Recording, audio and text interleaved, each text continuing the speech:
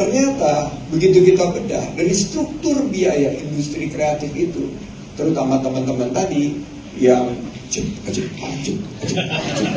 itu struktur biayanya banyak yang tidak resmi, struktur biaya banyak pungutan dan lain sebagainya. Jadi ini upaya kita untuk memainstream dan untuk memastikan bahwa seluruh pengeluaran tercatat secara resmi, sehingga 40% itu is what the government take. Jadi 40% government take. Kalau kita, saya sama Pak Arsad ini old school, tadi dibilang old school, kita old money. Tapi Katia mana tadi Katia? Katia itu new money, industri kreatif yang akan menggantikan ekstraktif. Kita government take-nya itu 65%. Belum apa-apa, 65%.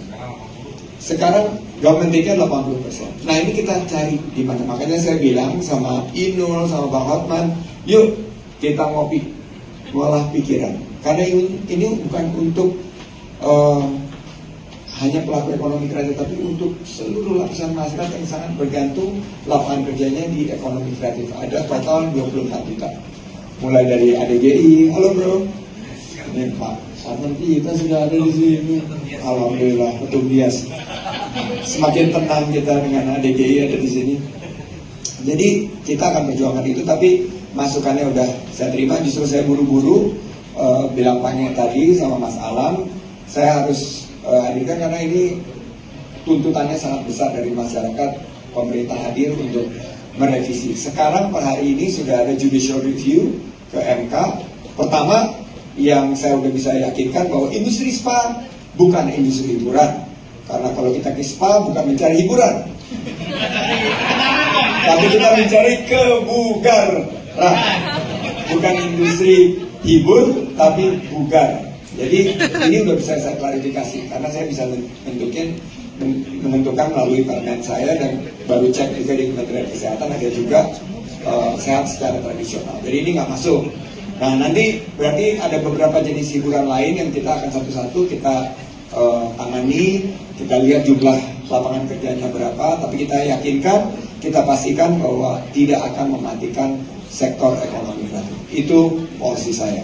Nah yang ke depan yang disampaikan Alam tadi, ini benar banget bahwa game itu 2 to 3 billion US dollar per hari ini. Tapi meningkatnya luar biasa karena kita punya 120 juta gamers. Dan kita ini adalah pasar game terbesar, tapi 99.5% revenue-nya itu ke luar negeri. Karena publishing itu tidak ditangani di dalam negeri. Makanya kita lagi mendorong percepatan perpres industri game lokal yang mudah-mudahan ada di meja Bapak Presiden. Kita ditandatangani hari ini dan nanti bersama Ganjar Mahfud sepakat kita kembangkan game lokal kita. Yes. Saya kebetulan juga di eSports Indonesia, saya di Ketua Dewan Pembina, jadi saya nanti akan bekerja sama IESPA dan semua memastikan game kita bukan hanya bisa menjadi juara, medali emas dan lain sebagainya, tapi juga bisa menjadi tuan rumah di negeri sendiri. Mohon maaf saya harus bertugas selanjutnya, izin Pak Ketua, sampai berjumpa di titik selanjutnya dan sukses. Ganjar Mahfud! Terima kasih.